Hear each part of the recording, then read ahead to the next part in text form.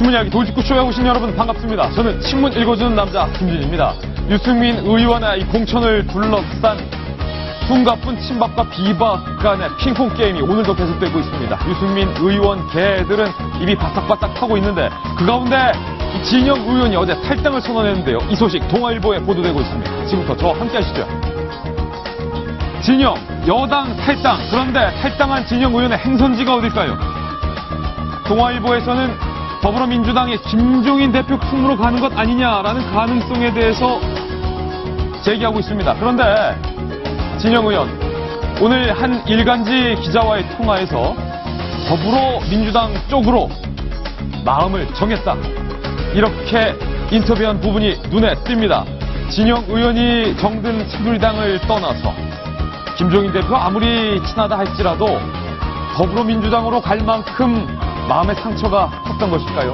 관련해서 더불어민주당과 관련된 뉴스 속보, 오늘 아침 조금 전 2가지 속보가 들어오고 있는데 더불어민주당에서 이 공천에서 배제된 정청래 의원의 지역구, 마포죠. 이 정청래 의원의 지역구에 김종인 대표가 손혜원 홍보 전략팀장, 홍보위원장을 전략 공천했다는 뉴스 속보도 들어와 있습니다.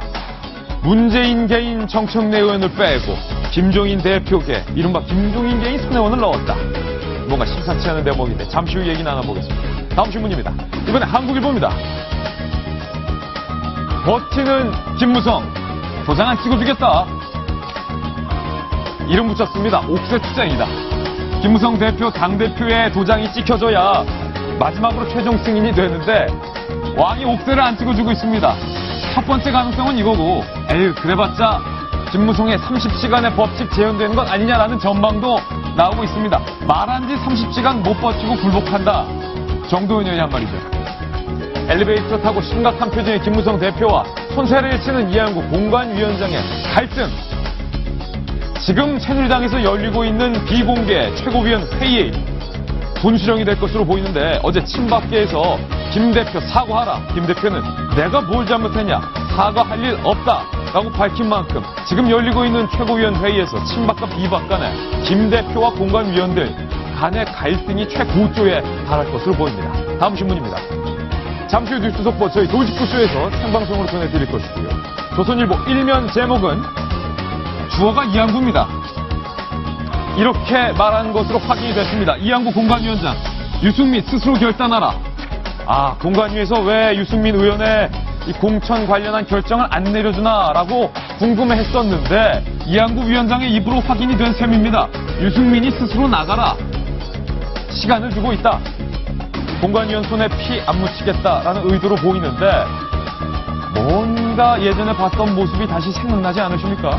유승민 전 원내대표가 원내대표직에서 물러나니 많이 할 때 계속 스스로 물러나라고 압박을 했던 친박들의 모습과 이한구 공관위원의 오늘 발언이 묘하게 오버랩돼. 다음 신문입니다. 이번엔 경향신문입니다. 이런 새누리당의 상황에 대해서 경향신문은 일면 제목에 이렇게 썼습니다. 국민을 우습게 보는 친박의 오만이다. 국민을 우습게 보는 친박의 오만이다. 공천 과정 문제 제기했다고 여당 대표 빼고 최고위를 강행하려 했던 어제 친박 최고위원들의 모습, 김무성에겐 사과하라고 압박하는 공관위원들의 모습, 모두 여론을 무시한 처사다. 경향신문 날카롭게 비판하고 있습니다. 네, 다음 신문인데요. 돌리면 나오는데 다시 동아일보입니다. 정치권 소식 때문에 머리 아프니까 잠깐 쉬어가는 코너. 동아일보에서 오늘부터 새로운 시리즈가 연재가 됩니다. 제목, 이세돌이 복귀한 알파고와의 일주일. 첫 번째 시리즈는 첫 대면에서 완패를 했던 대목인데 이세고 구단이 스스로 복귀했던 알파고의 승부. 기복까지 나오는데 결전적 한 수 102수가 상상도 못했다. 우리 동아일보의 서정보 기자가 제주도에서 이세돌 구단과 단독 인터뷰를 심층 깊게 하면서 시작된 연재. 많은 기대 부탁드립니다. 광고였습니다. 다음 신문입니다. 돌리면 나옵니다. 다시 정치권입니다. 한겨레 신문입니다. 친박 중에서도 이분의 행보에 대해서 뒷말이 많은데 한겨레 신문에서는 딱 못 박았었습니다. 원유철 원내대표, 배반자다, 배신자다. 유승민 원내대표 시절에 정책위 의장 러닝메이트 제의를 받으면서 용감한 개혁을 하겠다 유승민 편에 섰었는데 유승민 원내대표가 청와대에서 눈총을 받자 바로 돌아섰던 원유철 당시 정책위 의장. 그런데 이후 김무성 대표와의 동의를 받고 원내대표까지 올랐지만 김 대표와도 결별의 길을 걷는 배반의 원유철의 행보에 대해서 한겨레 신문 날카롭게 꼬집고 있습니다. 다음 신문입니다. 이번엔 서울신문입니다. 일면 사진을 한번 보실까요? 사진 제목이요. 사면 친박입니다. 사면 동서남북 내면을 둘러봐도 다 친박밖에 없더라. 한 분, 두 분, 세 분, 네 분. 네 분 많네요. 사면 친박. 김무성 대표의 처한 상황을 의미하는 것이겠죠. 사면 친박. 요즘 공천과 관련해서 신조어가 참 많이 나오고 있습니다. 무소속 공천 이런 얘기도 나오고 있는데 무소속 공천은 도대체 어떤 공천인지 잠시 후 전해드리겠습니다. 다음 신문입니다. 이번엔 중앙일보인데요. 돌리면 나옵니다. 박용선 만평 마지막으로 한번 보시겠습니다. 30시간의 법칙 아니냐. 공천이 땡크에 이한구 공관위원장 올라서서 팔짱 끼고 야 밑에 시간 재라 30초 시간 보고 있는데 김무성 대표 X 공관이랑 얘기 안 하겠다라고 돌아서서 앉아있는데 과연 이번엔 30시간을 넘길 수 있을지 좀 지켜보겠습니다. 네, 오늘 신문 이야기 돌직구쇼 사회, 정치, 경제, 굵직한 이슈도 준비되어 있습니다. 오늘도 돌직구쇼는 여러분을 위한 쇼입니다.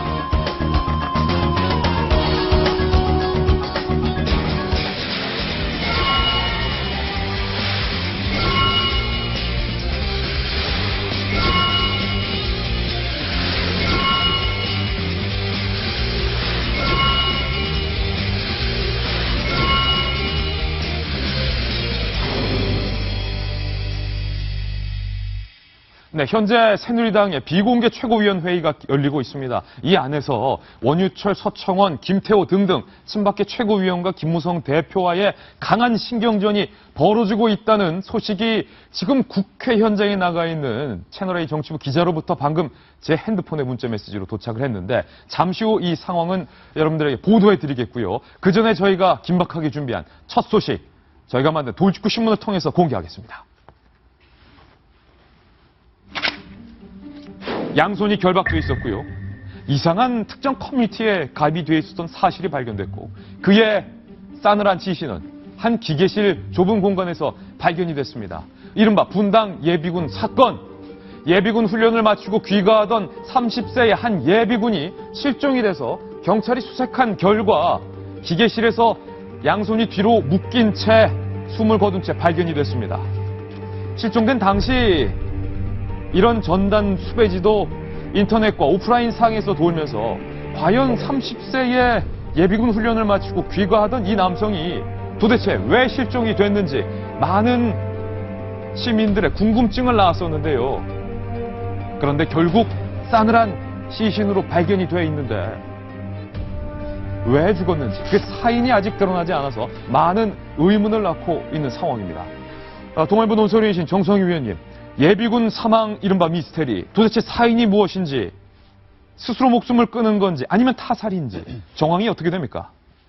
저희가 사는 동네에서 일어났기 때문에 분당이네요. 네, 굉장히 이제 관심이 많았고 특히 이제 이 피해자가 건강한 성인 남성으로서 특별히 실종될 이유가 없다는 것 때문에 굉장히 화제를 모아서 심지어 장기 매매 조직에 저거한 거 아니냐 이런 얘기까지 있었는데 장기 매매 조직에 납치된 건 아니냐 이런 얘기까지 소문까지 돌았는데요. 예. 이렇게 분당에 한 이제 낡은 그 폐업한 어떤 건물의 지하 1층에 주차장 기계실에서 경찰 수색 끝에 이제 발견이 됐습니다. 주차장 기계실이면 굉장히 좁은 공간일 텐데. 예. 그래서 우선 이제 시신이 발견됐을 때 이렇게 너무 자세하게 말씀드리진 못하지만 일단은 목을 맸고 이제 손이 뒤로 결박되어 있는 자세인데요. 그래서 의문이 더 증폭이 되고 있습니다. 네. 자살이냐 타살이냐. 우선 이제 자살로 볼 수 있는 근거는 장소의 특성입니다. 이게 이 기계실 주차장이 성인 남자가 들어가기는 좁아서 예. 이렇게 본인이 혼자서 이제 들어가기도 굉장히 좁은 공간이고요. 누군가의 도움 없이 이렇게 둘이 들어가서 끌려 들어갔다면은 네. 들어가기가 좀 어려운 공간이다. 그런 측면이 그다음에 이제 목을 맸다 이런 것은 자살을 볼 수 있는 근거인데요. 아니다. 타살의 가능성이 높다는 근거도 이제 많습니다. 예. 제일 큰 것이 우선 이렇게 손이 뒤로 결박돼 있다는 것은 자살하는 사람한테는 볼 수가 없는 네. 현상이고요. 두 번째로 뭐 많이 알려져 있지만 이분이 예비군 훈련을 마치고 식사까지 하고 이제 돌아가는 상황이라 전혀 자살할 만한 근거가 없었고 예. 다음이 생일이라서 생일 파티까지 준비가 돼 있었는데 어허. 전혀 자살을 할 만한 동기가 예. 없다. 이런 것은 또 타살설에 그 무게가 실리고 있습니다. 이 실종 수배 전단을 직접 만들어서 제발 동생을 찾아달라라고 말을 했던 유가족 측에서는 자살일 리 없다. 평소에 대인관계도 원만했고 성격이 밝았고 또 30세의 건강한 예비군 남성이었기 때문에 자살할 이유가 없다. 더구나 다음 날은 생일이었다라고 자살이 아닌 억울함을 호소하고 있는데 예비군 사망 사건의 미스테리한 사인은 과연 무엇일지 저희가 출력물로 한번 정리해봤는데 하나씩 살펴보겠습니다. 타살인지 자살인지 방금 동아일보 논설위에 계신 정성희 위원께서 타살로 볼 수 있는 근거 몇 가지 그리고 아니다 자살로 볼 수 있는 정황 증거 몇 가지를 밝혀주셨기 때문에 타살이라고 봐도 이해할 수 있는 부분이 있고 자살이라고 봐도 이해될 수 있는 부분이 있어서 정확한 사인이 규명되지 않고 있는데요. 첫 번째 미스테리입니다. 바로 이 부분인데 양손이 뒤로 묶인 채 목을 맸다. 과연 뒤로 묶인 채 목을 맬 수 있는 건가? 목을 매고 밧줄을 양손 뒤로 묶을 수 있는 건가? 애초에 스스로 묶을 수 있는 매듭인가? 아니면 누군가에 의해서 묶여진 매듭인가? 이 부분이 정확히 규명이 되지 않았다는 건데요. 임윤선 변호사님. 변호사 활동을 하면서 정말 많은 사건을 보셨겠지만 이 밧줄의 매듭 위치도 자살인지 타살인지를 판단할 수 있는 일종의 근거가 됩니까? 손목을 매듭을 지은 채 자살을 하는 경우는 흔치는 않죠. 흔치 않다. 그런데 이제 우리가 자살인지 타살인지를 볼 때 먼저 파악하는 것 중에 하나가 저항흔이 있는지 여부입니다. 저항한 흔적이 있는지요? 이제 건데 뭐 손톱이나 이런데 이제 타인의 DNA가 검출이 되면 그런 이제 저항흔이 있다라고 봅니다. 그리고 예. 긁힌 구석이 있나? 그리고 또한 이 사람이 오른손잡이였느냐 왼손잡이였느냐에 따라서 매듭의 묶음이 또 만약에 이 사람의 손에 주요 사용하는 손 모양인지 뭐 다른 사람이 했는지 이것도 이제 자살 타살 여부를 판단할 수 있을 텐데요. 저는 이 사건이 예. 자살인지 타살인지 판단하는 게 그렇게 어려울 것 같지는 않다라는 생각이 듭니다. 왜냐하면은 직전까지 통화 내역이 있었을 거고요. 뭐 직전까지 커뮤니티 활동한 내역이 있었기 때문에 직전에 맞는 사람이 누군지를 알아내는 게 그렇게 어려운 일 같지는 않다라는 생각이 드는데 그냥 제 생각은 자살도 타살도 아닌 치사일 가능성이 있다라는 좀 생각이 들거든요. 누군가가 고의로 했다라기보다는 치사에 이르렀을 가능성이 좀 있다고 보는데 예. 하여튼 저는 이 사건이요. 며칠 전에 이제 저희 친언니네 집에 놀러 갔고 거기가 분당이었는데 예. 우리 동네에 어떤 누나가 남동생이 사라져서 되게 힘들어하면서 정말 온 마음을 다해서 찾고 있더라. 되게 안타깝더라라고 해서 저도 살아있기를 좀 바랐는데 이렇게 사체로 발견돼서 많이 안타깝습니다. 예, 임윤선 변호사님이 방금 말씀하셨던 그 가능성, 실제로 경찰에서도 굉장히 높게 생각하고 수사하고 있는 가능성 중 하나인데 저희가 CCTV 화면 한 컷을 입수했는데 과연 다른 사람의 흔적이 있었느냐? 이상하게도 그런데 말입니다. CCTV에는 이 예비군 본인 이외에 다른 사람의 모습은 찍히지 않았습니다. CCTV 영상을 직접 확인해 보시죠.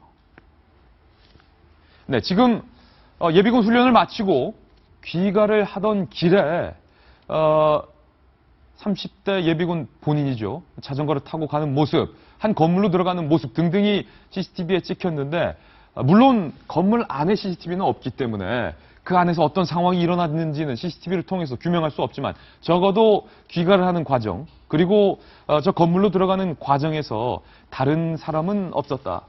혼자 들어갔다라는 정도는 확인이 가능할 것 같습니다. 그렇기 때문에 더욱 의문점이 증폭되고 있는 건데 정치구단 윤태구 실장님 정치 활동하시기 전에 오랜 기간 또 기자로서 활동을 하셨기 때문에 기자의 감으로 봤을 때 이게 과연 자살인지 타살인지 만약에 타살이라면 누구에 의한 타살이고 무엇 때문에 살해를 했는지 의문점 투성입니다. 예, 보통 이제 경찰들이 이 사람이 이제 사망 사고가 났을 때 보는 게 이 사람의 죽음으로 해서 누가 제일 이득을 볼 수 있느냐. 예. 돈 문제가 있느냐, 시정 관계가 있느냐, 이 세 가지에서 거의 90%는 풀리거든요. 예. 이게 잘 안 풀리면은 그때부터는 좀 미궁에 빠지거나 음. 자살로 가는 경우인데, 저 경우에도 지금은 그런 관련된 이야기는 안 나오는 것 같고, 정확하게 이분의 이제 백그라운드에 대해서 알 수가 없기 때문에 그 부분을 하면은 그렇게 오래 이 진실을 밝히기도 오래 갈 사건은 아닌 것 같아요. 제가 지금은 예. 뭐라고 말씀 못 드리겠지만은. 예, 미스테리 두 번째로 바로 이동을 할 텐데요. 함께 보시죠. 시체가 발견된 곳이 폐업한 사우나 건물 지하 주차장 한켠에 조그맣게 있는 기계실에서 홀로 숨진 채 발견이 된 건데, 그런데 주변 신문이라고 하죠. 주변인들을 경찰이 만나서 얘기해 본 결과 저 장소에서 평소 지인들과 모임을 했었다. 정성희 위원님, 이 장소에서 폐업한 사우나, 기계 지하실 등등에서 평소 지인들과 모임을 가졌다. 이게 이 친구가 그 평소에 온라인 커뮤니티 활동을 했던 모양인데요. 뭐 오프라인 모임을 여기서 했는데 했다고 하고, 이번에 이제 이 시신을 찾게 된 것도 그 주변의 지인이 이 건물에서 평소에 모인 적이 있다, 만난 적이 제보가 있었군요.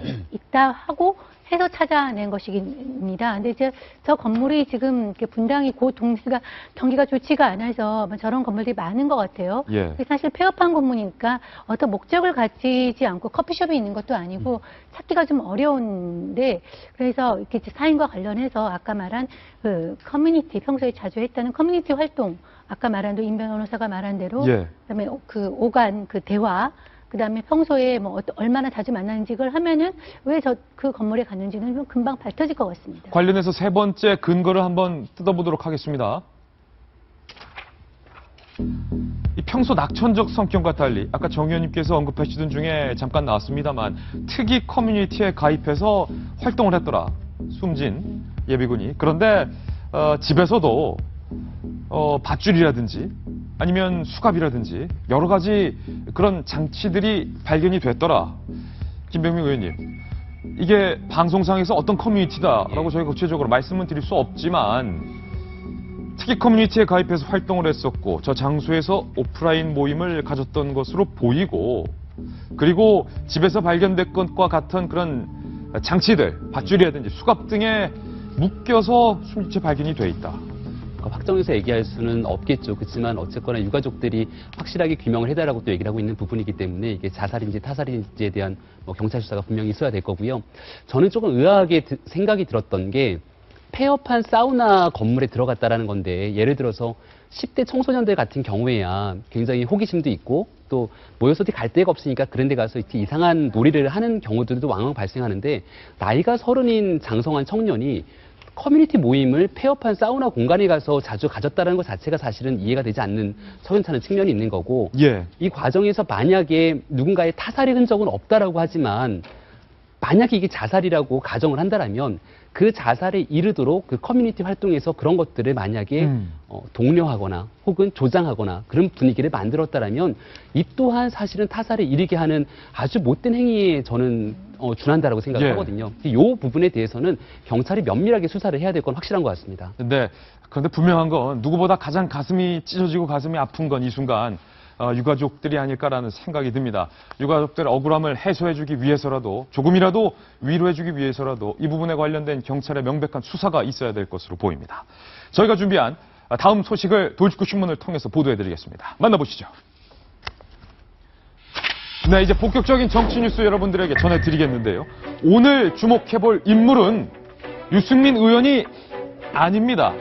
오늘 주목할 인물은 친박이었다가 멀박이었다가 복박이었다가 다시 영원한 비박이 될 것 같은 인물, 바로 진영 전 장관, 진영 의원인데, 앞서 저희 뉴스 속보로 밝혀드렸듯이 오늘 한 조간신문 기자와의 전화 인터뷰에서 진영 의원 본인이 그런 쪽, 더불어민주당 입당 쪽으로 마음이 정해졌다라고 밝혔습니다. 그리고 이 내용은 오늘 동아일보 기사에 진영 의원의 더불어민주당 입당 가능성에 대해서 보도되면서 진영 의원이 새누리당을 탈당해서 더불어민주당, 정확히 표현하면 김종인 대표의 곁으로 가는 것이 아니냐라는 가능성이 더 짙어졌습니다. 이 대목 여러분들에게 전해드릴 텐데요. 어제 진영 의원 본인이 밝혔던 탈당 기자회견 영상부터 한번 확인해 보시죠.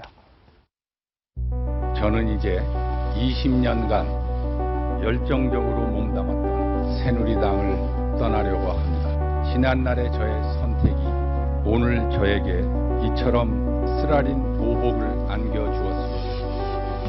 용산을 떠날 생각은 한 번도 지금까지 나중에 결정을 하면 그때 말씀드리겠습니다. 네, 이기지 전 의원님. 78대 활동하시면서 진영 의원이야말로 내 동료 의원 중에 의인을 꼽으라면 5손가락 안에 꼽히는 의인 중에 의인이다라고 표현을 하셨는데 옛 동료 의원이 어제 탈당 기자회견을 하면서 쓰라린 보복을 당했다라고 말하는 대목을 보면 어떻습니까? 심정이. 5사람이 아니라 여야 전체의 10사람 중에 한 사람이 여야 전체의 10사람 중에 생각하는 하나. 분인데 참 좋은 분입니다. 그런데 정치를 하다 보면은 예스맨만 있는 곳이 흥할 수가 없습니다. 네. 예스맨이 돼 가끔은 노를 할 줄 아는 사람이 있고 그 노를 할 줄 아는 사람을 알아보는 지도자? 이게 훌륭한 것 아닌가 그런 생각이 드는데 진영 의원이 했던 말에 가까운 말을 했던 사람 많습니다. 예. 근데 이분은 이제 그것 때문이라고 이제 지금 생각할 정도로 참 서운한 상황인데, 더민주로까지 갈 만큼 그런가라는 생각을 해서 더민주로까지 갈 만큼의 상황인가? 택한다면 무소속 나만의 길을 한번 간 다음에 당선된 뒤에 다시 한번 어떤 길을 택하는 건 어떤가? 예. 뭐 그분을 아끼는 의미에서 그렇게 한번 생각해 봅니다. 아직 뭐 구체적으로 이스라엘 보복이라는 말에 공감하는 사람 많을 겁니다. 공감한 사람 많다. 네. 제가 옆에서 듣기에 네. 우리 이 의원님 같은 경우에도 예스맨 쪽이라기보다는 아닌 건 아니다라고 저도 말했던 쪽이었는데 꽤 노맨을 해가지고 저도 찍혔죠. 그렇죠. 제가 지금 제 입으로 말은 못 쓰렸습니다. 방송을 예. 하고 있는데 이번 그 공천을 보면서 제가 처음에 그랬죠. 예. 히딩크 같은 사람이 위원장을 하면 괜찮을 거다. 왜? 연고가 아무도 없어. 아리고 쓰는 게 없으니까. 네. 근데 결국 이런 상황이 되는 것은 우리가 탈당한 사람들을 아까워하고 왜 모든 걸 안타까워하고 공관위가 뭘 모두 잘못하는 것처럼 생각하는데 그게 아니고 누가 봐도 수긍할 만한 선이 아닌 사심이 들어갔고 보복이다라는 느낌이 너무 수치적으로 나타나니까 그러니까 문제인 것 같습니다. 아니 그러면 이제 쉽게 좀 말하겠는데 예. 같이 찍힌 입장으로서 예. 진영 의원에게 예. 아직 본인은 구체적으로 뭐 기자회견을 통해서 밝힌 건 아닙니다. 더불어민주당 가겠다라고 말하진 않았지만 여기저기서 예. 뭐 본인의 인터뷰도 있었고 네. 더불어민주당으로 가지 말라. 아니 더불어민주당으로 가지 말라는 말보다 그만큼 서운해하지 마시고 여기에서 나온 입장에서 탈당을 한 것까지는 이미 저질러졌으니까 막을 수는 없지만은 그렇게 해서 무소속 정도로 네. 거기에 대항하는 것은 어떨까? 예. 저 같으면 그런 생각을 해봤어요. 사실 정 의원님, 저희 같은 정치부 기자들도 뭐 무소속 탈당, 무소속 연대, 무소속 출마의 길을 선택하려겠지라고 생각을 했는데 쓰라린 보복을 언급하면서 오늘 더불어민주당 입당 가능성이 구체적으로 제기되고 있습니다. 보통은 무소속을 택하는데 더불어민주당 야당을 택한 거는 좀 의외의 결과입니다. 이례적이죠. 예. 사실 손학규 전 의원이 그 여당에서 그 경선에 불복하고 야당 간 이후에 가장 제 기억에는 별로 기억이 안 나요. 근데 그만큼 마음의 상처가 컸던 것 같은데 그 따지고 보면 약간은 예상이 됐던 것 같습니다. 오늘 조간신문에 보면은 네. 저 두 사람이 굉장히 그 김종인 의원, 김종인 지금 그 대표와 굉장히 가깝다고 합니다. 김종인 대표와 예. 진영 의원이 가깝다. 예, 왜냐하면 이제 고향이 이제 전북으로 이제 동양이고요. 그 다음에 옛날에 그 박근혜 캠프에 있을 때, 국민행복추진위원장 위원장이 김종인 예. 대표고 부위원장이 지금 진영 의원이었습니다. 그러니까 박근혜 캠프 때 반장 부반장을 둘이 같이 했군요. 예, 그 인연이 있기 때문에 아마 이렇게 좀 오라고 했을 때 이렇게 간 게 있고요. 또 그 얘기가 좀 살짝 돌았는지 어저께 이상돈 국민의당 예. 선대위원장이 또 전화를 해서 뭐 위로와 함께 입당을 타진한 것 같은데 또 두 사람이 서울대 그 법대 아마 동기쯤 되니까 또 그 얘기를 듣고 우리 당은 어떠냐 하고 얘기를 했던 것 같은데 이제 김종인 의원 대표의 부름을 받아서 그쪽으로 가기로 이제 정리가 된 것 같고요. 아마 이제 우리 진영 의원이 찍힌 거는 아마 보건복지부 이제 장관 시절에 기초연금 문제로 이제 찍혔다고 없다고 이제 보아지죠. 예. 근데 이제 기초연금을 뭐 공약에서는 박근혜 정부 공약에서는 전 노인들에게 65세 이상 노인들에게 20만 원 지급한다고 박근혜 대통령이 여러 번 얘기를 했습니다. 그런데 이제 그렇게 못하고 하위 70%에 대해서 이제 주기로 됐는데요. 예. 박근혜 대통령이 그거는 이제 공약 후퇴는 아니고 나중에 여건이 좋아지면 다 주겠다고 사과 아닌 사과를 또 하신 사안인데 그거에 대해서 방식의 차이가 있었습니다. 청와대에서는 국민연금 20%를 국민연금 기초연금과 해서 연계하자. 연계하자.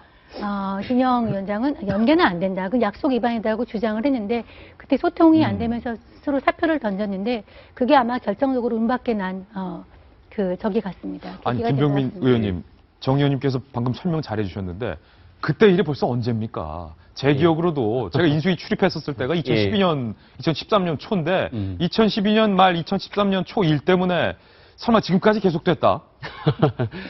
참 여러 가지 생각을 들게 만드는데요. 지금 2016년이에요. 그러니까요. 그러니까 오늘자 기사를 보면 이런 얘기도 나오죠. 강용석 의원을 용산에 공천하겠다라는 설이 나왔을 때 이미 내가 공천 배제될 거다라고 직감하고 있었다라고 얘기를 하고 진영 의원 있는데, 본인이. 예. 저는 언제 진영 의원에 대한 내용을 직감했냐면 아마 진영 의원 본인도 마찬가지일 건데 2014년으로 거슬러 올라가서 지난 지방선거 때 직감을 했을 겁니다. 지난 지방선거 때. 왜냐하면 지방선거에서 단체장, 구청장 선거라는 거는 국회의원이랑 같이 호흡을 맞추는 사람이기 때문에 그 지역 국회의원의 의견을 굉장히 반영할 수밖에 없습니다. 근데 그 당시 용산의 구청장 후보는 지금이랑 똑같아요. 여성 전략직으로 묶어갖고 용산의 진영 의원과는 전혀 관계가 없는 사람이 어느 날 갑자기 후보로 등록이 됐거든요. 예. 새누리당 후보로. 결국 선거에서 결과적으로 패배했습니다. 민주당에게. 그때부터 진영 의원은 뭔가 분위기가 심상치 않구나라는 걸 느꼈을 것 같고요. 예. 두 번째로 이 용산에 대한 지역 얘기를 잠깐 좀 드리고 싶은데 그때는 지난 지방선거 때 45대 한 50 정도로 패배했습니다. 새누리당 구청장 후보가. 왜냐하면 지역에 연고가 없는 사람이 어느 날 갑자기 왔기 때문에. 그럼 진영 의원의 지난 19대 국회의원 선거의 결과는 어떠냐면 그때도 52%의 득표를 가지면서 사실 간신히 이겼거든요. 그러니까 이 지역은 진영 의원이 만약에 더불어민주당으로 가게 되고 예. 새누리당이 이번에 여성직으로 묶어놨는데 여기에 연고가 없는 사람이 갑자기 날라와서 선거를 둘이 뛰게 되면 진영 장관이 이길 확률이 굉장히 높다. 그러니까 여기에서 우리가 잘 봐야 될 건 진영 장관이 사람 좋은 거는 새누리당 사람들 다 압니다. 예. 다 아는데 문제는 선택은 저는 안 좋았다고 봐요. 왜냐하면 이 선택에서 저는 굉장히 오버랩되는 인물이 조홍천 비서관이거든요. 예. 결국은 진영 장관이 선택한 결과가 복수국으로 가서는 안 된다고 생각이 듭니다. 더불어민주당 입당 쪽이 복수국이 돼서는 안 된다. 단순하게 총선으로 끝나는 게 아니라 총선에서 진영 장관이 살아 돌아온다라면은 대권을 염두에 본 행보에서 아마 현재 박근혜 정권을 어떻게든 무너뜨리면서 네. 정권을 교체하는 데에 밀어드는 역할을 하려고 할 건데 이게 국가 발전을 위한 내용이 아니라 만약에 복수에 대한 복수국으로 이루어진다라면 이거는 대한민국 정치 퇴보가 될 수 있기 때문에 저는 진영 장관의 마지막 선택은 좀 조심스러워야 된다 이렇게. 아니 그런데 한 가지 문득 드는 좀 공포스러운 상상 하나가 있는데 뭐 정치는 상상이니까 그럴 가능성은 낮겠습니다만 진영 전 장관이 장관직을 던질 때 그리고 그 후 2016년 지금까지 얼마나 조용하게 로우키로 정말로 정말 모범적인 이런 표현을 하면 안 되겠지만 찍소리 안 내고 모범적인 의정 활동만 하면서 쭉 로우키로 활동을 해왔는데 결국 배제되면서 더불어민주당으로 갔는데 아직 안 갔죠. 아직 가지는 않았습니다만 뭐 유승민 의원 등등이랑 가깝잖아요. 혹시 유승민 의원도 같이? 아니 그게 아니라 근데 저는 그 김병민 의원 말씀에 동의한 부분이 있는데 이거는 지금 주류 진영이 자초한 거예요. 제가 어제 자세히 말씀드렸지 않습니까? 이번에 나가는 분들에 대해서 더 독하게 하고 있는 거는 복당 길까지 막아놓는 이 플랜을 짜놨다는 겁니다. 진영이 이렇게 할 수밖에 없었다. 그러니까 전당대회로 해가지고 이제 친박 지도부가 서면은 이 사람들 안 받아주거든요. 안 대선 받아준다. 경선 때까지. 무소속으로 나가도. 후보가 설 경우에만 받아주고 바깥에 이제 정치판에 이제 떠돌 수 있는 인공위성으로밖에 당신들 안 해놓겠다. 배지를 달더라도 그거기 정치적 때문에. 인공위성. 그거기 때문에 저는 뭐 모르겠습니다. 뭐 무소속의 길이 맞는지 야당의 길이 맞는지 모르겠는데 강제하고 있다는 거예요. 이분들을. 그러니까 유승민 전 원내대표 이야기도 좀 이따 하겠지만 뭐 스스로 나가라 이렇게 하는 게 이게 강제하고 있는 거고 그리고 한 두 가지 정도를 보는 게 제가 뭐 왜 새누리당 걱정을 하는지 모르겠는데 계속 걱정이 많이 되는 게 국민이니까. 지금 새누리당을 보면요 정치를 오래 하신 분 아주 오래 하신 분들을 제외하고 뭐 김무성 대표나 서청원 대표 이런 분들을 제외하고는 이 새누리당의 기둥이랄까 이런 거는 사실은 이회창 총재 시절에 영입해놓은 사람들이 개파를 막론하고 새누리당 쭉 이루고 있습니다. 유승민, 이해훈 등등이죠. 그렇죠. 뭐 나경원, 뭐 조윤선, 뭐 진영 다 마찬가지입니다. 이분들이 이제 개파를 막론하고 좀 새누리당의 이제 허리와 이제 지탱해오는 뭐 그때 이회창 총재가 워낙 보수 진영에 예. 큰 뭐 광리까지 잡고 있었으니까 괜찮은 사람들이 많이 뽑아왔는데 이게 지금 이번 공천에서 완전히 무너지고 있다는 겁니다. 이회창 시절 때 됐던 뭐 진영 의원을 비롯해가지고 뭐 유승민 의원을 비롯해가지고 친박이냐 비박이냐에 따라가지고 보수의 공통 고리를 가지고 있었던 게 완전히 이게 진박의 러시로 해가지고 무너지기 때문에. 깡그리 무너지고 있다. 그러니까 저는 이게 보수 전체로 볼 때 이것을 다시 복구하기는 되게 어려울 것이다. 새누리당이 대선을 앞으로 준비하는 데 있어서도 이 부분은 두고두고 아플 것이다라는 부분은 좀 지적을 하고 싶어요. 제가 용산 주민이잖아요. 그렇죠. 저는 용산 주민인데 당장 저는 유권자예요. 근데 저는 이제 이 더불어민주당 행이라는 예측 기사가 떴을 때 제가 잘못 봤나 했어요. 잘못 봤나? 국민의당이겠지. 만약 간다면 국민의당이고 국민의당 쪽에서 뭐 지금 뭐 두문 가득 열고 오시기만을 기다리고 있는 상황인데 네. 간다면 국민의당이겠지. 근데 더불어민주 그래서 깜짝 놀랐거든요. 깜짝 놀랐다. 근데 가만히 생각을 해봤더니 이분으로선 이게 당선될 수 있는 최선책이겠구나 하는 생각이 들더라고요. 더불어민주당에서 이 진영 의원의 지역구 용산 쪽에 공천을 안 하고 기다리고 있었어요. 안 하고 있었단 말이에요. 그런데다가 얘기가 됐다는 거죠. 김정인 대표와 진영 의원이. 그것까진 제가 모르겠어요. 솔직히 그냥 저는 됐을 거예요 아마. 주민으로서만 이야기를 하자면은 예. 당선 가능성이 훨씬 더 높다. 왜냐하면 용산이 은근히 야성이 강한 곳인데 진영 장관이 일종의 개인기로서 계속 겨우겨우 당선이 됐었던 곳이란 말이에요. 김 대표가 왜 비워놨을까? 그랬는데 잠깐 저 얘기 좀 해도 될까요? 네. 그랬는데 야성이 강한 이상하단 곳이었는데 하지 말까요? 하세요.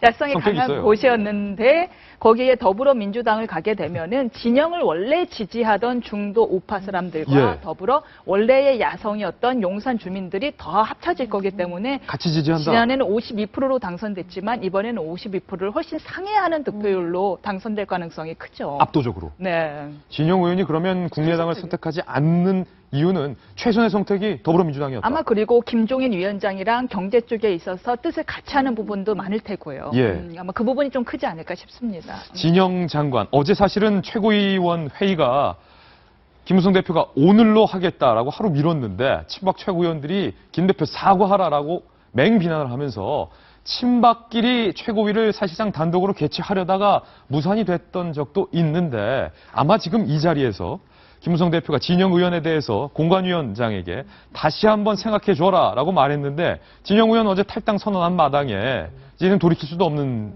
일인 것 같아요. 의원님도 여쭈어 담을 수 없게 된 거고요. 어저께 뭐 우리 임 변호사가 얘기한 대로 바로 제고해달라고 했을 때 이한구 위원장이 뭐 택도 없는 소리다. 이렇게 택도 없는 소리다. 그렇게 이미 뭐 입장이 나오지 않았습니까? 그거는 안 되는 것 같고요. 지금 이거는 아까 우리 얘기한 대로 퇴로를, 그러니까 거지를 쫓아내는 거에 더 지나가서 쪽박을 깨버리는 식으로 해서 돌아올 여지를 싹싹 지금 줄이고 있기 때문에 이 뭐 결정이 번복되거나 이 상황이 바뀌거나 이럴 가능성은 없어 보입니다. 어제 이재호 의원과 진영 의원도 친한데 전화 통화를 했죠. 예. 이재호 의원은 어떻습니까? 이재호 의원이랑 진영 전 장관이 전화 통화를 했다르고 또 이재호 다 지금 각자가 처한 상황이 다르거든요. 이재호는 누가 뭐래도 친이계 좌장 아닙니까? 굉장히 특이하게도 MB를 만났다라는 얘기를 합니다. 이재호 의원이요? 예, MB를 만나고 뭐 대단한 얘기를 했던 건 아닌 것 같고 뭐 앞으로 행보도 얘기를 했던 것 같고. 근데 참 여기서 굉장히 주목해 봐야 될 거는 이런 게 이제 소위 말하는 반박연대 아니면은 친이계가 대거 탈락했기 때문에 그들 간의 무소속 연대를 결집할 게 아니냐라는 관측도 나오는데요. 저는 절대적으로 불가능하다라고 보는 게 항상 모든 정치는 미래 권력과 함께하기 마련이거든요. 과거에 친박연대가 성공할 수 있었던 거는 박근혜 대통령이라고 하는 하나의 큰 축을 가지고 있는 미래 권력의 사람들이 모였기 때문에 뭔가의 대세 전환이 가능했는데 이미 오래된 과거 권력과 만나갖고 사실 할 수 있는 건 없다. 그래서 예. 다른대로 오래된 동지를 만나서 하소연했던 것 정도가 아닌가 싶은데요. 이명박 대통령이 이번 공천에 대해서 계속 조용히 입장을 안 밝히다가 이명박 대통령도 사실은 친이계 의원들이 다 배제되니까 한마디 했어요. 얼마나 속이 쓰리겠습니까? 그러니까요. 예. 그래서 언급하고 싶지도 않다. 나라가 안팎으로 어려운 때 매우 걱정스럽다라는 뭐 원론적인 얘기를 했는데 그럼 이제 이분들 나머지 소위 말하는 짜증나는 거예요. 이명박 대통령도. 예, 구친이계 사람들의 선택은 뭐냐? 무소속 나가서 당선될 수 있는 확률을 가진 사람은 많지는 않습니다. 이재호 의원 같은 경우는 나름대로 확률이 좀 있는 것 같아요. 굉장히 오랫동안 은평에서 활동을 했으니까. 하지만 나머지 성남의 임태희 전 의원이라든지 뭐 이런 사람들의 선택은 결국은 지금 자기가 당했던 것들을 어떻게 되갚아줄까에 더 많은 관심을 가지고 있을 거다. 그러니까 복수, 보복 이런 걸 생각하고 있다. 예, 그래서 그러면 이 복수의 고리가 안 끊어지겠네요. 새누리당 후보를 떨어뜨리기 위해서 선거가 이렇게 막 확산되어 나간다면 이게 도대체 무슨 선거를 하는 건지 결국은 이번 새누리당의 공천 과정은 덧셈의 정치라는 게 아니라 완전히 뺄셈의 정치를 해버렸다는 생각을 강하게 들거든요. 예. 제가 좀 몇몇 좀 아는 그 여권 인사들한테 뭐 그런 조언 아닌 조언 나 같으면은 딱 스크럼을 짜서 다 같이 어깨를 거는 게 아니라 분명히 두세 야권인데 명, 요즘 이 두세 명. 새누리당 걱정을 엄청 하시네요. 두세 명 이렇게 뭉쳐서 국지전을 벌이는 게 나을 것 같다. 뭐 저는 그런 이야기를 했는데요. 김병민 의원도 말씀하셨지만은 제가 지금 제일 안 좋게 보는 것은 그런 거예요. 이게 말하자면 보수 진영 내에서 이니셔티브 다툼이라고 하면은 뭐 무소속 됐다가 뭐 복당했다가 전당대회 어떻게 되고 이렇게 그림이 갈 수가 있는 건데 이건 아예 이 집안에서 쫓아내버리는 거거든요. 야당에 가고 싶으면 가라. 우린 답답한 거 없다. 무소속으로 하든지 야당으로 하든지 당신들은 앞으로 정권에 우리가 재창출을 하는 노력에도 여기 힘을 행사할 수 없다라는 식으로 몰고 가기 때문에 뭐 복수 그러니까 그 당하는 사람은 그냥 죽든지 복수를 하든지 양자택일의 선택밖에 할 수 없게 강제당하고 있다는 거죠. 그러니까 이게 그냥 공천에서 가까운 사람 가깝지 않은 사람 쳐내는 게 아니라 되게 좀 파괴적으로 가고 있다. 야권 같은 경우에는요. 지금 뭐 국민의당 이렇게 저렇게 싸우고 하지만은 다들 속으로 생각하는 게 대선 때 우리 다 합치는 거지라고 뭐. 생각하고 있거든요. 근데 여긴 이렇게 하면 못 합칩니다. 여긴 절대 못 합친다. 그런데 공천 얘기 나왔는데 여러 가지 공천 이름이 지금 등장하고 있는데 정성희 위원님 이번에 새롭게 공천이 새로 생겼나 보죠? 무소속 공천. 이게 무슨 얘기입니까? 저는 뭐 공천회에서 공천 학살이다. 뭐 그다음에 사천이다. 개인이 한다 그래서 사천이다. 또 박근혜 대통령이 개입했다 그래서 어떤 사설에서는 박천이다. 박천이다. 이런 얘기들까지는 뭐 다 언론들이 재밌게 쓰는데 무소속 공천이란 말은 또 처음 들었는데요. 그리고 누구와 관련된 얘기입니까? 윤상현 의원과 관련된 얘기입니다. 예, 윤상현 윤상현 의원이 지금 지난번에 공천에서 배제되지 않았습니까? 그런데 그 지역에 지금 새누리당이 공천을 하지 않고 있습니다. 그리고 윤상현 의원이 무소속으로 그쪽에서 지금 뭐 지역 기반이 단단하니까 당선될 가능성이 굉장히 높은 것 같은데 거기다가 사실상 공천을 새누리당이 안 함으로써 윤상현 의원이 무소속으로 나가서 돌아올 수 있게 한다는 상황을 가지고서 사실은 무소속 공천이다. 무소속 공천이다. 그런 얘기가 나오고 있습니다. 이번 공천에 무소속 공천이든 뭐 사천이든 공천 학살이든 어쨌든 이번 공천이 뭐 우리 논설끼리 얘기로는 지금까지 기자생활하면서 본 적이 없는 사삭 최악의 공천이다. 예. 왜냐하면은 어떻게 공천을 할 때는 물갈이라든가 새로운 뭐 피해 수혈이라든가 새로운 시대 정신의 반영이라든가 어떤 분명한 어떤 시대 정신을 담은 뭔가 명분이 있었거든요. 예. 지금까지는 다 그런데 이번에는 그 명분에 있어서 굉장히 취약하다. 기준이 뭐냐? 기준이 뭐냐? 네, 이런 얘기가 나오고 있고 그 다음에 그 결과니 이제 막장극이나 이제 복수극으로 갈 수밖에 없는 게 그런 계기를 안에서 담고 있는 것이죠. 정 의원님께서 방금 의문점을 던지셨습니다. 새누리당의 이번 공천 기준이 뭐냐? 그런데 오늘 아침 조간신문에 그 기준이 드디어 등장을 했습니다. 동아일보를 포함해서 여러 조간신문에서 그 기준에 대해서 다 보도하고 있는 내용인데 새누리당의 친박계 공관위원, 저희가 이름은 알지만 이름은 익명으로 보도를 해드리겠습니다. 한 친박계 공관위원이라고만 호칭을 하겠습니다. 이 친박계 공관위원이 기자들과 만나서 이런 얘기를 나눴다더라 라는 정보지가 기자들 사이에 어제 돌아서 이 내용이 보도되고 있는데 이른바 비박을 탈락시킨 공천 기준은 괘씸죄다 라고 얘기를 했다라는 이른바 내용인데 예를 들어서 임태희 전 의원 같은 경우는 친박 학살의 주범이다 라는 이유를 들었고 조혜진 의원 같은 경우에는 그냥 그 유승민 게 아니냐라는 정체성 문제를 거론했다라는 겁니다. 유승민 원내대표 시절에 이종은 의원 같은 경우는 괘씸죄를 거론하면서 같이 할 수 없다라고 공관위원이 기자들에게 말했다라는 내용이 지금 전해지고 있는데 이기진 전 의원님 이게 설마 했는데 친박계 공관위원 입에서 실제로 이런 말이 나왔다라면 또 다른 상황 아닙니까? 우리가 봐도 그렇지 않아요? 그분이 얘기하기 전에 이미 났는데 저는 이걸 보면서 그런 얘기하고 연관을 지어봤어요. 왜 이렇게 보복과 괘씸이 참 여러 해가 지났는데도 그걸 아직도 잊지 않고 이렇게 실현하느냐. 이것이 농경사회의 폐습이랍니다. 농경사회의 폐습이다. 농경사회의 민족성이 그대로 있다는 거예요. 예. 너 몇 년 전에 가물었을 때 우리 논물 빼갔지. 이거 끝까지 안 잊어버리는 거예요. 그래서 과거를 갖고 이렇게 계속 우리가 무슨 파먹고 째고 여러 면에서 옛날 얘기를 아직도 정리하려고 하는 그런 게 있잖아요. 예. 그게 농경사회에서 산 민족들의 민족성이라고 그래요. 오래된. 예. 그래서 그것을 잊지 않고 우리가 자칫하면 너 때문에 굶어 죽을 수도 있었는데 그때 우린 때만 되면은 그때 그 얘기를 가지고 나는 너를 해코지 할 것이다 하는 것이 정치에도 그대로 나타나는 거예요. 빨리 우리 정치권이 산업사회로 좀 진화를 해야 되는데 친박계 공관위원이 윤 실장님 이게 제가 괘씸죄다라고 말을 한 것은 앵커 이야기하는 예. 거 하나 바로잡고 싶은 게 있는데요. 이거 정보지 찌라시에 나온 내용이 아닙니다. 정보지 찌라시라고 하는 거는 풍문을 모은 거지 않습니까? 이건 이제 정보 보고입니다. 정보 보고는 기자들이 사실이다. 그 밥자리에서 이 사람이 말한 걸 그대로 적어가지고 회사에다 보고한 거예요. 저도 읽었거든요. 예. 이거는 이제 뭐 카더라를 모은 게 아니라 점심 식사 전에 나온 걸 이제 그대로 풀어서 기자들이 보고를 한 이건 건데. 팩트라는 것이죠. 그렇죠. 뭐 기사에도 잘 나와 있지만 이 밖에도 뭐 이종훈 의원 같은 경우에 환도위에서 야당하고 가까운 이야기를 많이 했다. 뭐 임태희 의원은 뭐 18대 때 공천 학살의 주역이다.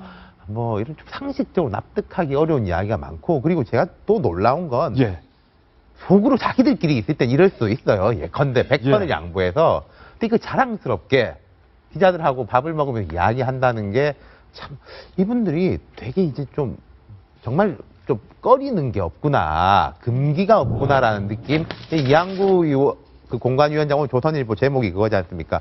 스스로 결정하라 유승민. 유승민 이런 스스로 거라든지. 결정해라. 또 오늘 기사를 보면은 청와대 핵심 관계자 김무성과 더 이상 함께 갈 수 있을지 의심이다. 예. 이런 말을 하는 거. 그리고 다른 기사에 나왔는데 박종희 공관위원이 이제 밖에 이제 기자들이 지내치고 있지 않습니까? 공관위 회의장 앞에서 나와가지고 그래서 유승민이 공천 받을 것 같다고 생각하는 사람 손 들어보세요. 못 받을 것 같다고 생각하는 사람 손 들어보세요 하면서 말하자면 사람의 목을 가지고 농을 하고 있는 거죠. 이건 그러게요. 실제로 기사가 났으니까 이게 좀 과거와 정말 다르다. 거리낌 좀 하면서도 좀 미안해하는 게 있었는데 전에는 이번에는 뭐 그런 게 없네요. 지금 기사 제목 나오고 있죠. 청와대 일가 김 대표와 같이 갈 수 없는 지경이다. 친박계 공관위원 괘씸죄 때문에 떨어뜨리는 게 당연하다.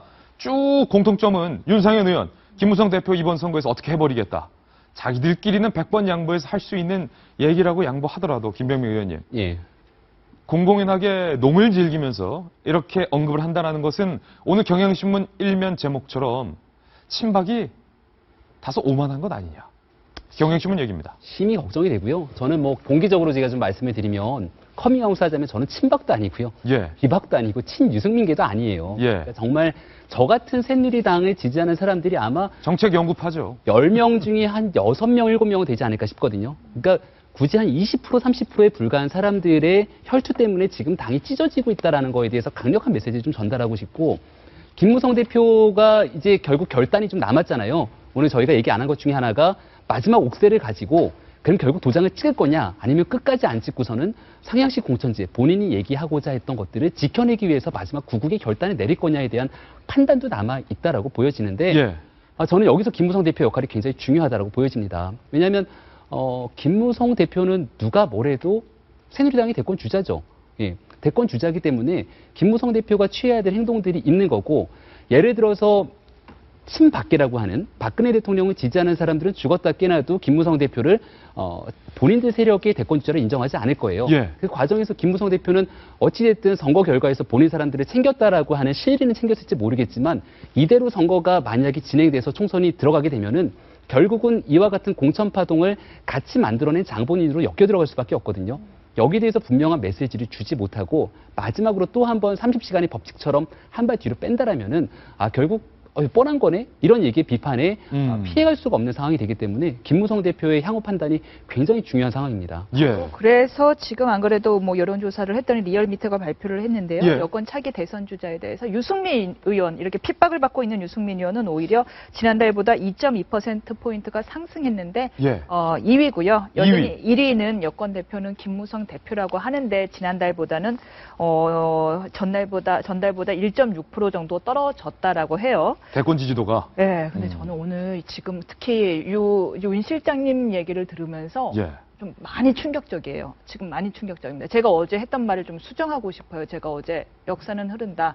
우리나라 정치는 발전하고 있구나라는 이야기를 했는데 지금 어떻게 이렇게까지 부끄러운 줄도 모르고 권위적이고 전체적이고 정부가 권력에 취한 모습을 보이는지 전 조금 많이 충격적이군요. 예. 어떻게 국가를 생각한 공천이 아니라 민족을 생각한 공천이 아니라 그냥 어떻게 해야지 우리 개파에 도움을 줄까 하는 공천이고 노골적으로 이건 보복이었다라는 걸 인정하는 것이 공관위 입에서 나올 수가 있는지 저는 아주 충격적인데 그래서 이래서 이 보복이 이제 유일한 기준점이 될 걸 알았기 때문에 김무성 대표가 작년부터 그렇게 상향식 공천을 부르짖었구나 하는 생각도 이제 와서 듭니다. 예. 어차피 보복이 될 걸 알기 때문에 보복을 없애려면은 가장 민주적인 절차는 상향식 공천으로 내가 그걸 좀 막아보겠다라는 의지를 보였던 걸로 보이는데 김 대표도 못 막았군요, 결국. 지금 여러 가지가 다 뭐 아주 누더기가 됐죠. 네. 유승민 의원 얘기가 나와서 그러는데 어저께 이제 석가암부터 나왔습니다. 유승민 의원이 지금 본인이 잘리기를 기다리고 있다.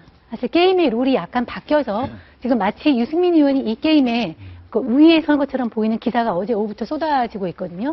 그 유승민 의원은 본인이 공천이 되던 공천에서 탈락하던 독자적으로 이제 출마를 하겠다는 결심이 굳히고 그러면서 독자적인 정치 세력화를 이제 꿈꾸고 있다라는 생각. 우리 어저께 그 얘기하지 않았습니까? 위기가 기회라고. 근데 본인은 이제 기다리고 있다.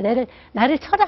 그러면서 기다리고 있는 그런 상황이라 지금 이렇게 지금의 어떤 지지도에서 나타나고 있지만 유승민 의원이 핍박받으면서 이 재선 지지를 올라간 형국으로 볼 때 이제 어떤 결정이 내려도 유승민 의원이 이미 결심을 한 것 같고요. 무소속 출마를 통해서 독자 세력을 만드는 식으로 결심을 한 것 같고 이 게임이 유승민 의원한테 전혀 불리하지 않다. 예. 그렇게 들어서 손발은 비록 잘렸지만 유승민 의원한테는 새로운 기회가 펼쳐지고 있다. 이렇게도 볼 수 있을 것 같습니다. 예. 이번엔 야당 소식 한번 살펴보겠습니다. 조금 전 들어온 뉴스 속보 다시 한번 전해드리겠습니다. 더불어민주당이 정청래 의원의 지역구에 손혜원 홍보위원장을 전략 공천했다라는 내용 오늘 뉴스 속보로 들어와 있습니다. 정청래 의원은 김무성 대표의 지역구에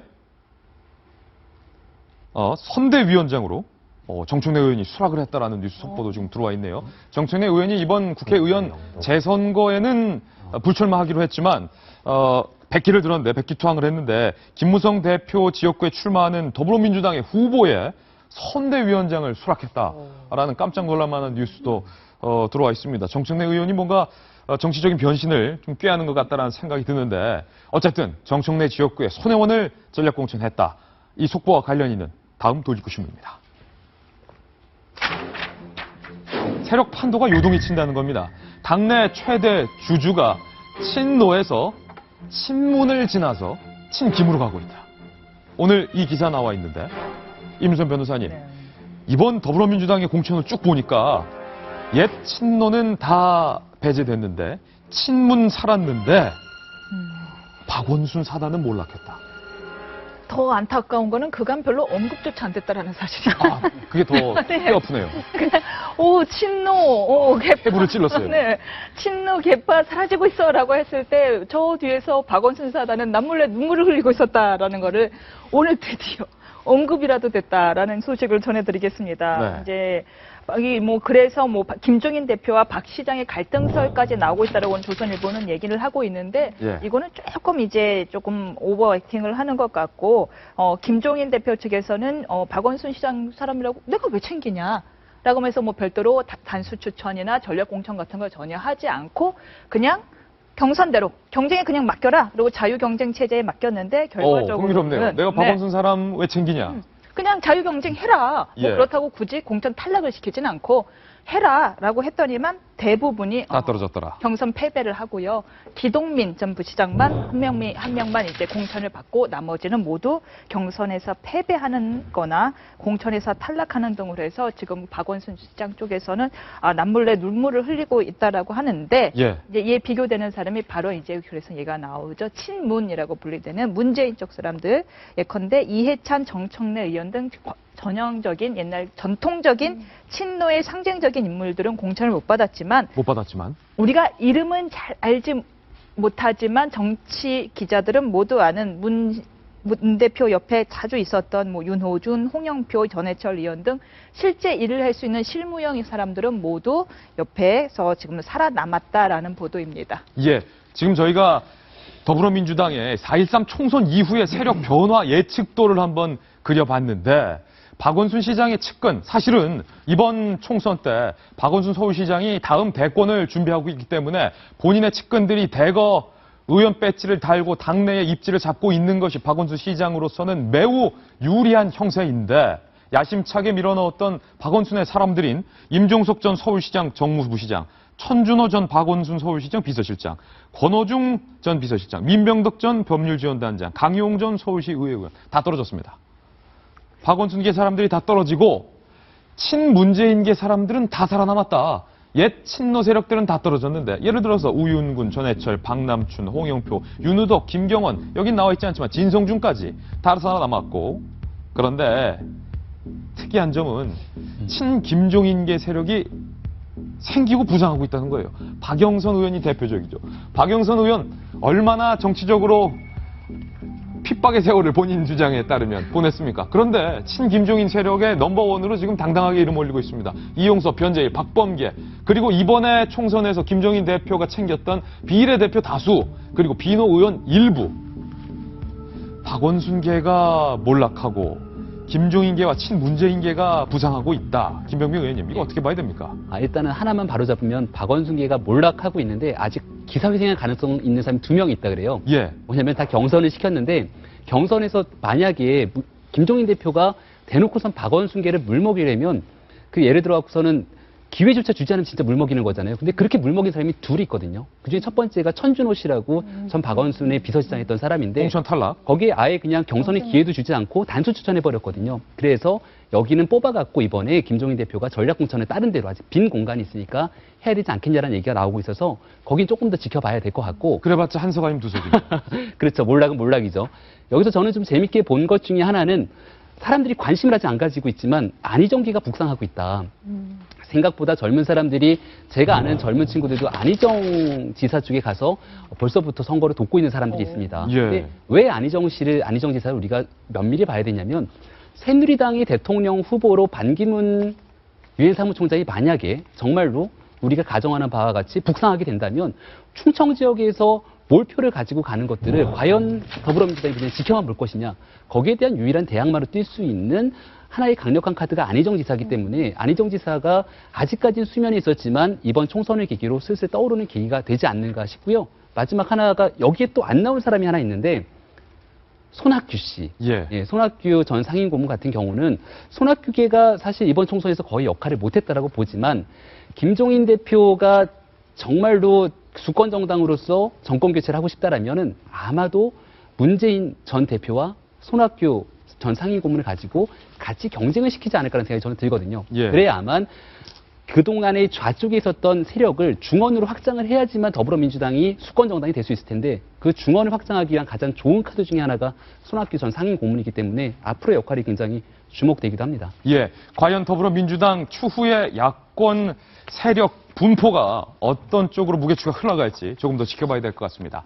이번에는 저희 돌직구쇼의 최신 선보인 코너입니다. 사회탐구 영역 준비되어 있는데요. 첫 번째 사회탐구 영역부터 공개하겠습니다. 우리나라 연예계가 이렇게 오염됐던가요? 성매매 혐의 연예인 4명이 검찰 조사를 받았습니다. 그런데 드러난 연예인은 빙산의 일각이다 라는 연예계 전문가들의 증언이 잇따르고 있습니다. 성매매 혐의를 받고 있는 걸그룹 출신의 한 여성 연예인이 검찰에 출석해서 조사를 받았는데 위풍당당한 모습을 보여서 또 한 번 주의를 끌고 있습니다. 고정현 기자가 상세히 취재했습니다. 민원인들로 복잡한 서울중앙지검 청사 안으로 음료수를 마시는 여성 한 명이 들어옵니다. 걸그룹 출신 B씨가 성매매 혐의 조사를 받기 위해 출석한 모습. 함께 온 젊은 남성은 변호사로 보이진 않았습니다.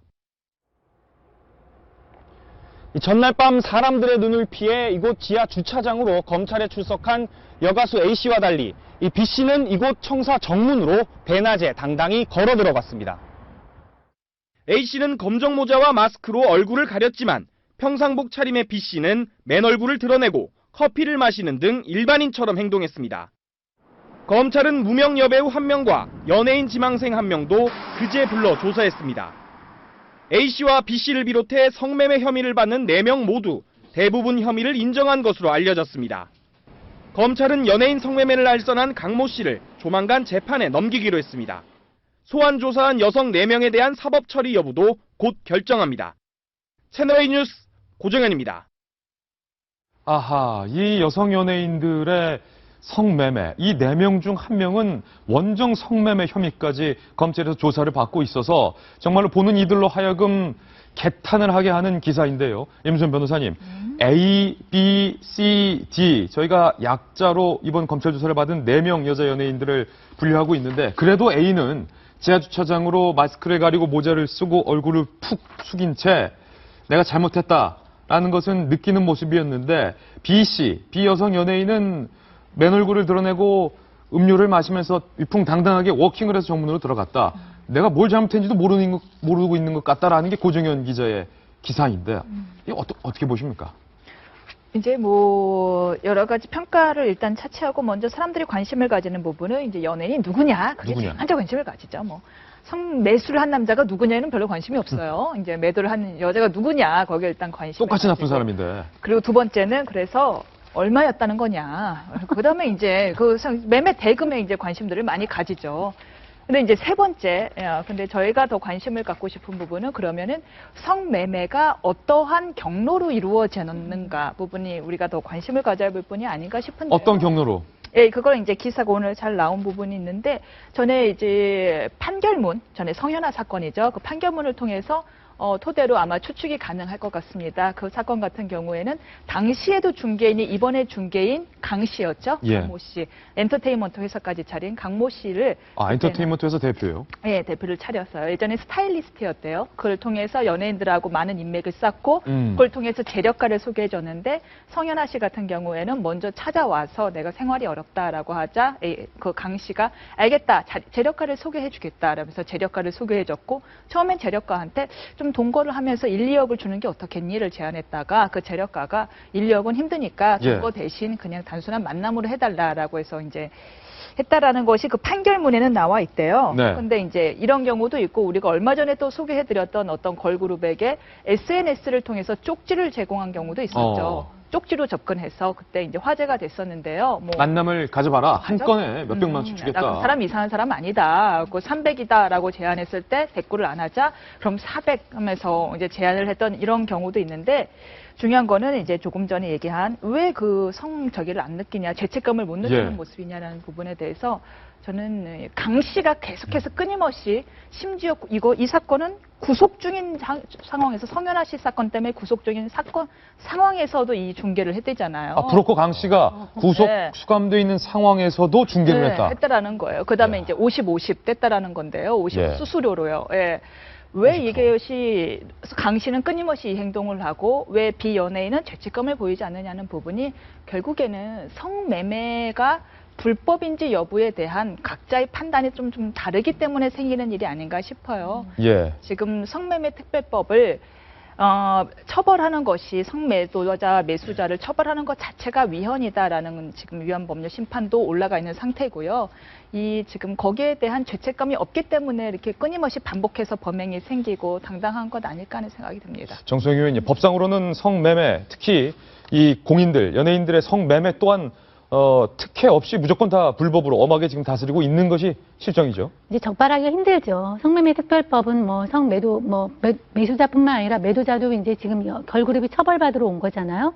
그러면은 그거는 이제 처벌하게 돼 있는데 이제 이 법이 우리 사회에 오래되는 관행을 얼마까지 할 수 있느냐 분명히 한계가 있습니다. 분명히 한계가 있고 법이 있다고 해서 성매매 행위가 없어지지는 않습니다. 다만 연예인 같은 경우는 많은 사람들이 이제 하고 싶어 하고요.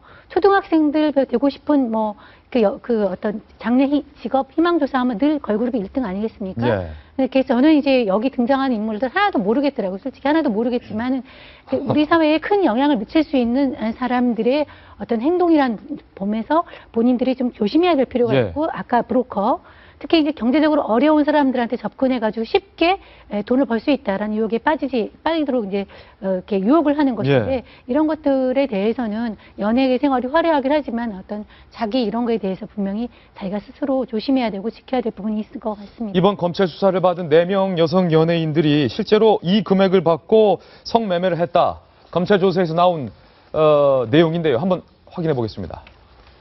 뭐 가수 출신의 A 연예인 같은 경우는 미국에서 성매매를 하고 그 대가로 3,500만 원을 받았고 한국에서는 이 여성 연예인이 1,500만 원을 받았다. 가수 B, 가수 출신의 B 연예인 같은 경우는 1,000만 원.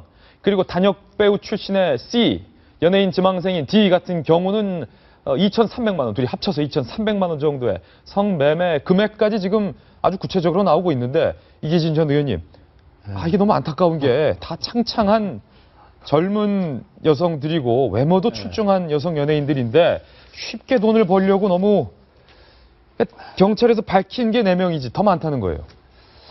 전 사실 할 말이 없는데 방송 끝나기 전에 10초만 시간을 달라고 그러려고 그랬었어요. 예. 오늘 얘기를 쭉 들으면서 삼국지는 참 맹물이구나 하는 생각을 했고 정치에 있어서는 우리 정치는 아직도 기저귀를 차고 있는 어린이와 같다. 기저귀를 못 벗고 있는 민주주의. 그다음에 이 쉽게 돈을 벌려고 하는 허영심에 가득 찬 사람. 오늘 아침 뉴스에 폐지를 주어서 파는 사람의 킬로그램당 가격이 얼마 내렸다는 것이 뉴스가 나와요. 예. 이 세상에, 이런 세상에서 어떻게 쉽게 돈을 벌어서 어떻게 호화롭게 사는 것이 이 현대인들이 살아가는 가치관이 되는가. 예. 이건 정말 너무나 슬픕니다. 우리 도덕교육, 인성교육, 이거 정말 절실합니다. 예. 지금 정치판에서 밥그릇 싸움 하고 있는 이분들이 지도자 맞습니까? 이런 현실을 알고는 있습니까? 국민들 지금 한심한 눈으로 이 상황을 보고 있을 겁니다. 더불어서 임수환 변호사님께서 지적해줬던 것처럼 내가 돈이 많다는 것 하나로 20대, 30대 젊은 나이에 물려받은 것이 많다는 이유로 수천만 원씩 펑펑 쓰면서 성매매를 쉽게 하려는 이 남성들 더욱더 강하게 처벌해야 된다고 저는 믿습니다. 광고 후에 돌아옵니다. 잠깐만요. 오늘 조간신문에 아주 오랜만에 보는 친구의 얼굴이 3년 만에 실렸습니다. 이 친구입니다. 제돌이 기억하시죠? 불법 포획이 돼서 다시 바다로 방류된 2013년의 일이었습니다. 그게 엊그제 같은데 벌써 2016년이니까 꽤 지났습니다. 그런데 그 제돌이가 친구들 60여 마리를 데리고 등장했습니다. 제주도에서 포착이 됐는데 건강하게 잘 살고 친구까지 많이 사귀었구나라는 생각이 들어서 호객행위를 했습니다. 뿌듯한데 우리 제돌이 이런 식의 호객행위는 언제든지 환영입니다. 건강하게 살길 돌구쇼에 응원하겠습니다. 이번 주 저희가 준비한 소식 다 전해드렸습니다. 좋은 주말 보내시고 저희는 월요일 아침 9시에 인사드리겠습니다. 오늘 하루는 분명 어제보다 더 나을 겁니다. 좋은 하루 되십시오. 고맙습니다.